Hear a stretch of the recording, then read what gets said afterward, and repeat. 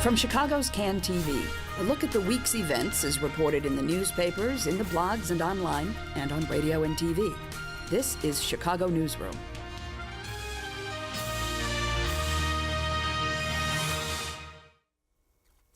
Oh, hi there. Welcome to another edition of Chicago Newsroom right here on Can TV. I'm Ken Davis. Glad to have you with us today. The top of the news, in the top of the news this week, the CME, not the mercantile exchange, but the coronal mass ejection is happening right at this very moment. I don't usually wear my aluminum foil hat out on the street, but I think today I'm going to. And I have extra aluminum foil if you want to, because, you know, there's all this magnetized stuff coming at us right at this very moment. I mean, as soon as you walk out of the building, it's going to be in full force out there. So if you need any extra aluminum foil to protect your head, I have it with you. Carol, welcome to the show. Welcome back. Thank you. Carol Felsenthal joining us from Chicago Magazine and from the Chicago Tribune, none other than Hal Dardick. We decided to pull some of our old friends back to the table today because we've got some really amazing stuff to talk about. The things that have happened and things that have not happened and things that have been taken away from us. But Hal, I know this is a weird place to start, but I would love to talk a little bit about this infrastructure bank thing. It was happening while we were on the air a week ago. Bill Clinton was in town making this big announcement that he and Rahm have come up with some way of funding rail, runways, and roads, just like massive amounts of money to rebuild our infrastructure, and it's not going to cost us anything because the private sector is going to handle it or something like that. Yeah, well, I think that when you said some way, I think that was the operative Yeah. thing that we know about it at this point. The administration is going to brief some of us later today. Oh, good, good. On this subject, because we've been telling them we don't quite have a don't handle quite on get exactly this, what yeah. you're doing. Yeah. Yeah. We know But it's a good thing. You've told us that. Yeah, the initial, yeah, exactly. Yeah. The initial part of it is that they're going to do energy efficiencies, and somehow they're going to partner with the private sector. And I think that the idea behind that is that they get loans from people in banking industry or in not-for-profits that are interested in energy efficiency, and then they bank on the savings from those efficiencies, and they use those savings, those future savings, to pay off the debt if they come through. Sounds a bit like TIF. Yeah, well, it's an odd thing, because what are the future savings in a volatile energy industry? Right, exactly. But beyond that, and the questions that we have, there's a number of questions. If there's going to be a not-for-profit created for what they're calling an infrastructure trust, is it a real trust, or is it just a not-for-profit that they're calling a trust, like the not-for-profit used to do years ago? And if so, will it be subject to the Freedom of Information Act? Will we be able to get the information? They say it's going to be all transparent, but previously, when they said things are going to be transparent, we could make a FOIA request, and if they didn't turn it over and we really thought they were wrong, we could sue them. Well, if they say they're going to voluntarily do it, we can't sue them. We can't enforce the FOIA. We can't enforce the Open Meetings Act. We may not know everything that's going on, and that's a concern that I think we in the media have in our job of telling people how things are financed. The other thing is, everyone, these private industries, they're not doing it out of the goodness of their heart. You know? Oh, really? Oh, see, now that part I didn't understand. I thought they were just doing it because they were good corporate citizens. Yeah, exactly. And I'm sure that the mayor would like us all to think that, but it's not true. And so, what kind are of they like the good people who run the tollway and the good people who own and run all our parking meters. I mean, they're just doing it for good citizenry. Right. Will there be an element of privatization to it, which has become kind of a dirty word after the parking meter deal? So how exactly are these things going to be structured? I think that at this point we have probably more questions than knowledge about this situation. It is fascinating to me because we seem to have this kind of creeping corporatization, privatization of all of the public sphere. And as your very own august newspaper said yesterday, something when talking about it, and it's kind of what you just said, the Freedom of Information Act probably won't apply to this. The Purchasing Act won't apply. The City Council will have to pass a separate ordinance, and that would mean that the Open Meetings Act might not apply. So there'll be all kinds of wonderful things happening, except when you guys ask questions about it, they'll say it's none of your business. It's private. Rob might say it in a more colorful way. What I found interesting about that is that Bill Clinton is a big buddy of Rahm Emanuel. As you know, Rahm went to work Yes. for him as a young guy. In fact, you could say that Rahm had a major impact on Bill Clinton's being elected in 1992. They've gone through some rough and tumble times. Bill Clinton runs the Clinton Global Initiative, which meets in New York at the same time as the UN General Assembly every September. And I'm sure, I don't know this, but I would bet a lot that Rahm will be a featured mayor next September. And he gets these billionaire hedge fund, investment banking, corporate titans to come to this meeting, and they make these pledges, and they pledge a lot. And they make good on those pledges, because if they don't get invited back the next year. And there's a lot of social cachet, including a big party usually at a place like the Museum of Modern Art, where everybody wants to be seen the Sunday night before. And CGI has funded a lot of energy initiatives. When I was writing, I wrote a book about Bill Clinton's post-presidency, and when I was writing that, I interviewed a very interesting mayor from Salt Lake City, I believe, and I think his name is Rocky Anderson.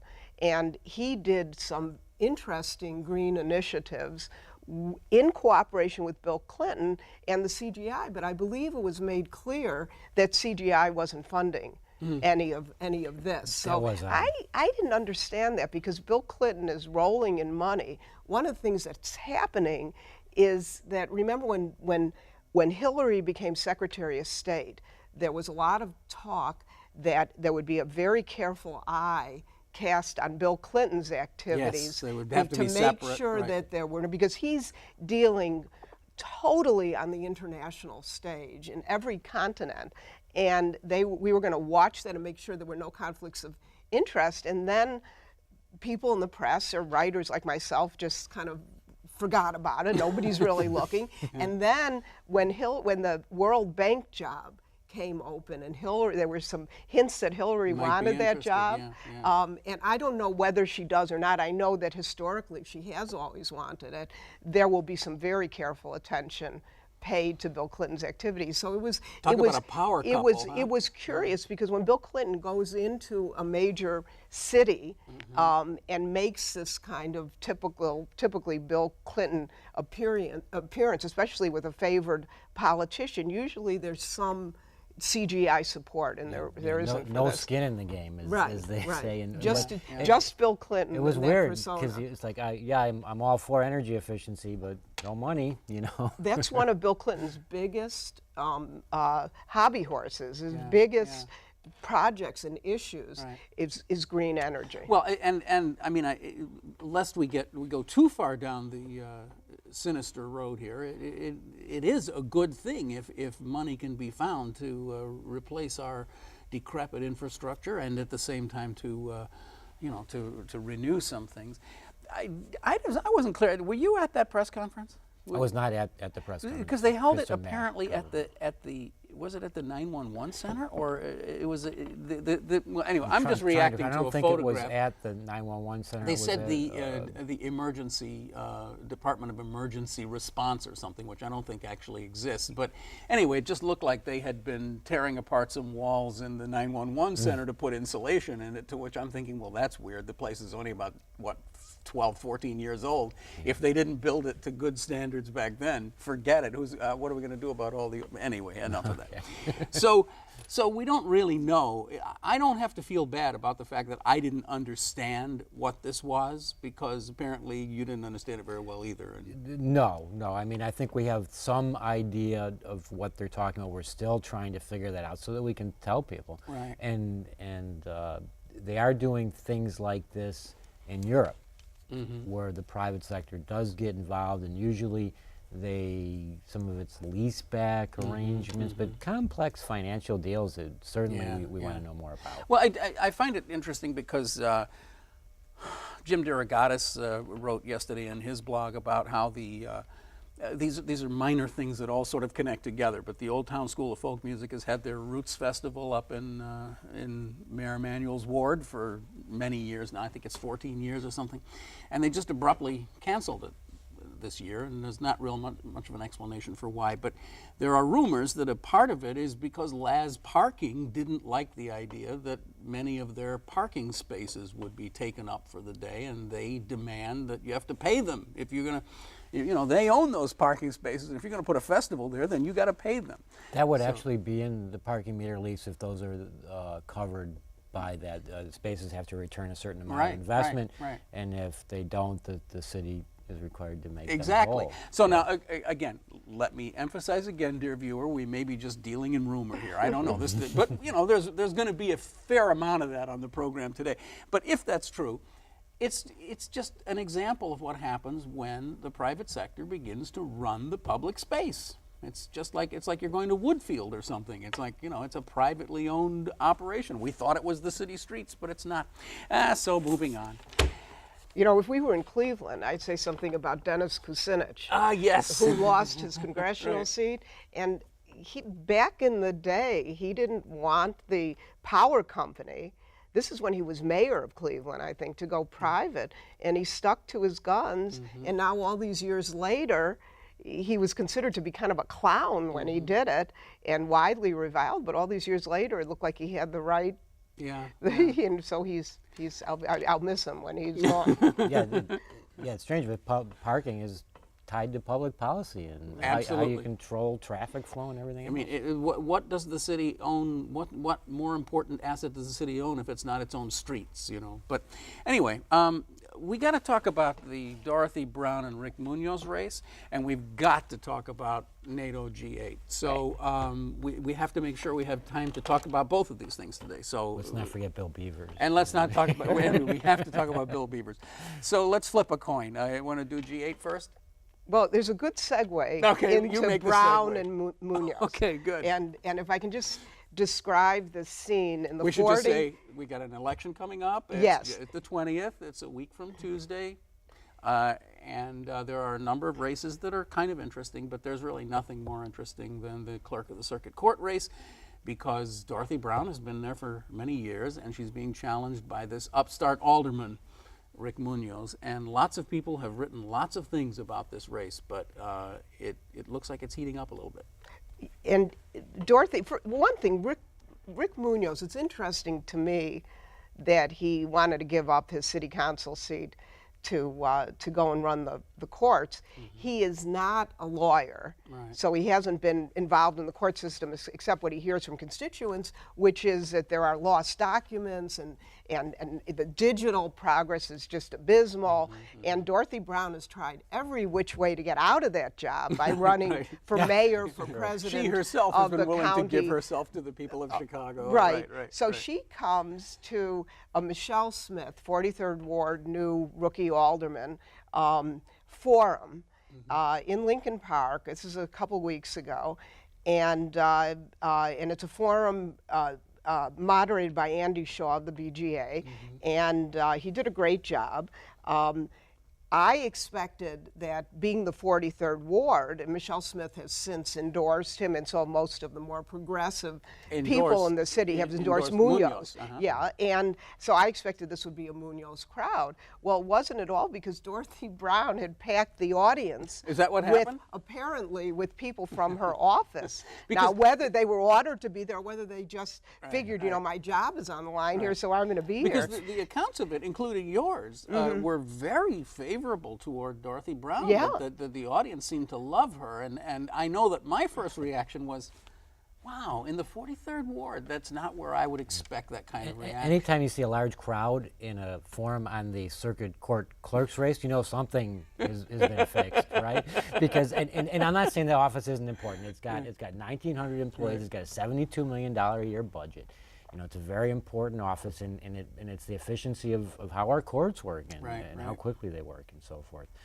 But at the same time, the public doesn't understand what the office does. The public hasn't a clue. And in fact, Dorothy Brown, in one place, I don't remember if it was that night or someplace else, she didn't even refer to her title correctly. She, people do not understand what this office is all about. But if you look at it, you can see that there is problem with electronic records, and that she blames it repeatedly on the Illinois Supreme Court, which Right. has to sign off.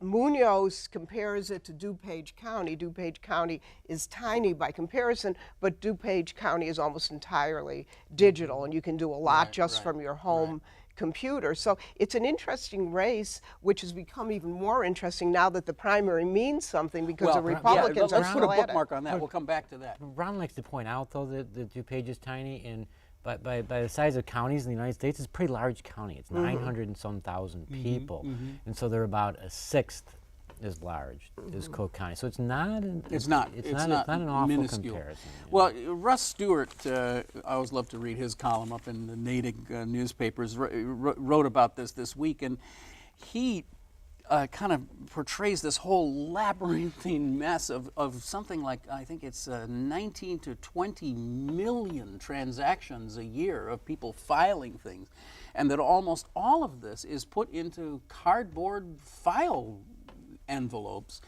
And according to him, he says that the way it's going to work, if they ever do digitize it, is that you will bring in your document and they will scan the document and then print a copy of the document and put it in the that file. sounds pretty good. There is when you go to her office, it was my first time. I went to interview her, and then we went across the street to a restaurant. She didn't want to be interviewed in her office, and there's something Dickensian about it. Just sitting there in the waiting room and watching all these workers come and go. And she says, and Kafkaesque, I believe. Right, yes, 19th century. And she says that when Kucinich, who was her predecessor, now running for the Illinois Supreme Court, was in charge, when she came in the year 2000, they were recording court transactions in big gray ledger books. So she says, look how far, we've come. Taken. But that's and look how far the world has gone. And Kucinich endorsed Munoz. It's a really very ugly race, and it's going to be interesting to see what happens. I'd put my money on Dorothy because she has such a huge organization. She's run so many times, and in person she is very likable and very impressive, and is really well put together, and she's a great speaker. And then she had all these people hooting and as long as you can carry your audience with you. In terms of how you digitize things, though, it really is pretty simple. The entire federal court system is on a system called Pacer. I can go on there, I can type in my sign-in, and I can pull up anything I want in a matter of seconds. And all they need is really a conduit. The whole world's electronic today. There's been less than 3,000 electronic filings in the history of the Circuit Court Clerk in Cook County. Really? DuPage did 78,000 last year. So wow. Wow. You know. See, it's always nice to have someone who injects. I'm sorry. I'm kind of a geek, but you know. but you know, so. But I think you're right. I think Dorothy does come with advantage. She does present herself very well. She's got a strong African American base, although she hasn't done well with that base in recent elections where she tried to seek other office. At the same time, she's had scandal in her past, you know, in the last few years. So my old friend Russ Stewart, an interesting race. Russ Stewart here says that the only way she can win is if she pulls out 85% of the African American vote. And of course, the problem is that this is another guy with an opinion, but that also when he wrote this column, which was days ago, it was that there's going to be like maybe a 20% turnout in this race. But as you point out, now all of a sudden, because the Republicans are getting charged up because there's going to be some delegates available, there may be more people voting next. But not certainly. I don't think it will impact this race very much. Kent Redfield, who's a U of I political scientist, told me yesterday that the turnout will be under 20%, but that the renewed interest in this Republican slugfest, ugly contest might boost it by about 5%. But if I heard him right, he said it will still be under 20%. Oh, okay. But that in the who's going to vote in the Democratic primary too? You know, I mean, we all know President Obama will be the nominee. What occurred to me was that there are some interesting, but in Cook County, so much for the Democrats. Those are kind of foregone conclusions too. Guys, we got to move on because we really have to talk about this G8 thing. If we end up with only a minute and have to talk about this, I'm going to go out and Where you're. yes, I'm going to have to take. I'll take my hat off and let the solar particles hit me. Yeah. Where do we start with this thing? Did Rahm Emanuel really only have 1 hour of notice that this was going to happen? Lynn Sweet says that he's been going to the White House and meeting with the cabinet, for God's sake. So I think they let him waste a lot of his time. I think he was going and he was meeting about security issues, and I have a feeling that he didn't know, but I think in his heart of hearts he may be relieved because the city could have been under siege. Now, bringing the G8 part to Camp David, remember when George W. Bush went to Crawford, Texas, there were some pretty impressive protests that happened there, and I wonder, it is in such a remote place, and Obama and his family don't like going there. They go there very they don't use it very seldom. much, right? No, Yeah, they don't. yeah. They don't love it like W. Bush loved it when he couldn't go to Crawford. Yeah. And the city people. And I wonder if what's going to happen with those protests. My guess is that they won't go to Camp David. They'll just bring themselves to Chicago. Come here anyway. And you know, remember the NATO. There's an awful lot of anger about our military presence in various places. And you know, bombings from the air and drones and all that stuff. And you have a lot of people coming. You have 50 NATO people. You have their foreign ministers. You have their finance ministers. It's a very impressive, important group. It doesn't. I'm sorry, Hal. Well, Joe Moore, Alderman Joe Moore, told me that they're already geared up to come here, and is that going to change? Right.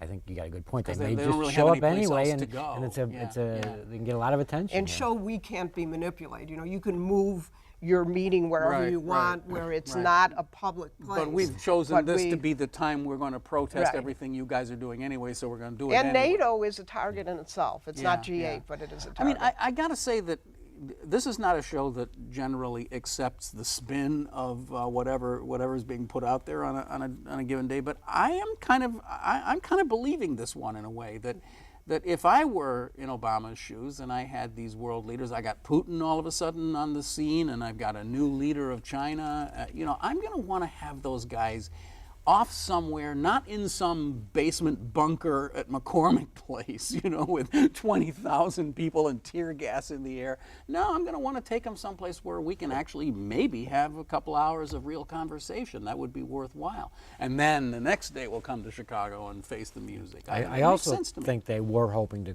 to quell any protest because this is Obama's hometown. Right. It's an election year, and if things go bad, that's pretty awful. For him. I think it's more what Hal is saying than the idea that he wants to look into Putin's soul through his eyes. I think, you know, if they had organized everything in that McCormick basement room, it would have been just fine. But I think, you know, with shades of 1968 or what happened in Pittsburgh, I think it politically, you could have, you know, independents could have looked at this and said, I'm going to vote for Mitt Romney, who will surely be the nominee. And G8 has historically attracted some of the more violent protests. Right. So did Obama and or Rahm Emanuel blink on this? Is that what happened? Did they just kind of like wake up and say, "Whoa, this is not going where we want it to go. We're going to have to pull the G8 out of there"? Is that what happened? Well, probably. I wouldn't be surprised if David Axelrod had a footprint, since he's here and he has his ear to the ground.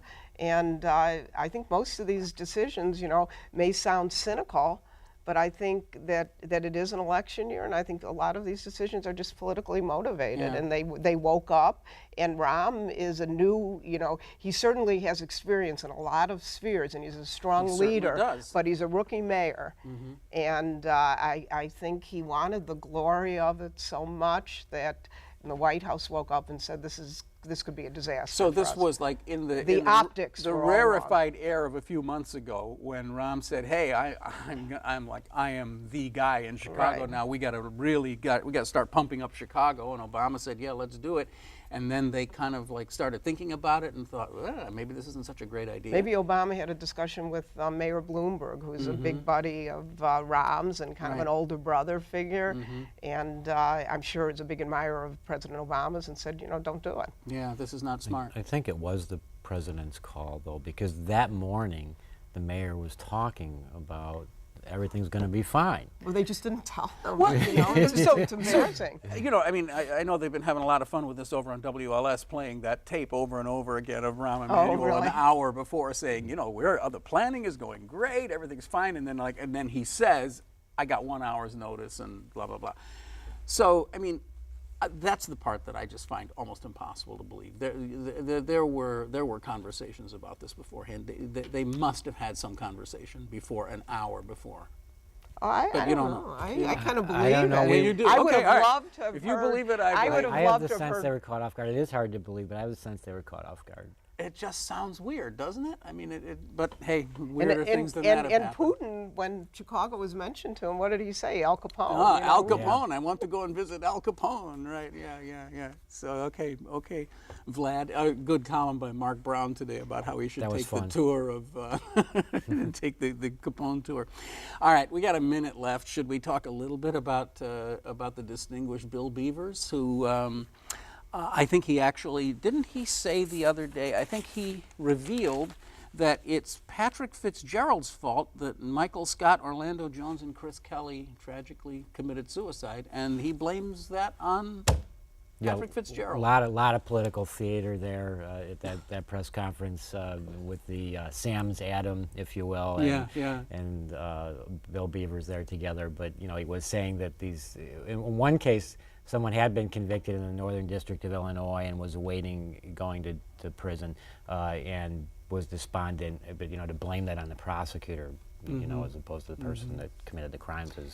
But in the other cases, they weren't even federal cases, or at least not in this district. One was a federal case out of Las Vegas, and the other one was an internal investigation over at Chicago Public Schools. But details have never been a strong suit for Bill Beavers. I mean, let's be fair. He's what makes it so fun to write about politics, and why it's better than writing fiction. The idea that he would give that statement that they wanted him to wear a wire on John Daly. What kind, if you were writing a novel, would that be a great detail or what? Absolutely. And it's intriguing. Is it true? Not that we know of, but he said it, and he's sticking to it. But he's street fighting this. He's street fighting his way through this, and that's what you got to do when you're Bill Beavers. Again, like you say, the optics on this too are pretty weird. But I'm also a little bit intrigued by.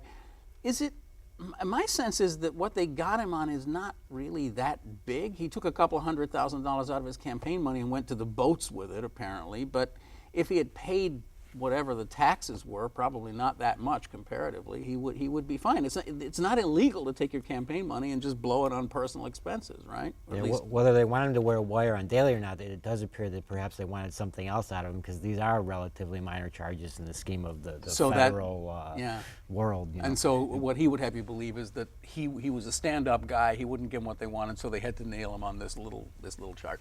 All right. Thank you so much. I really appreciate it. It's been great talking to you guys. We'll obviously have you back many more times.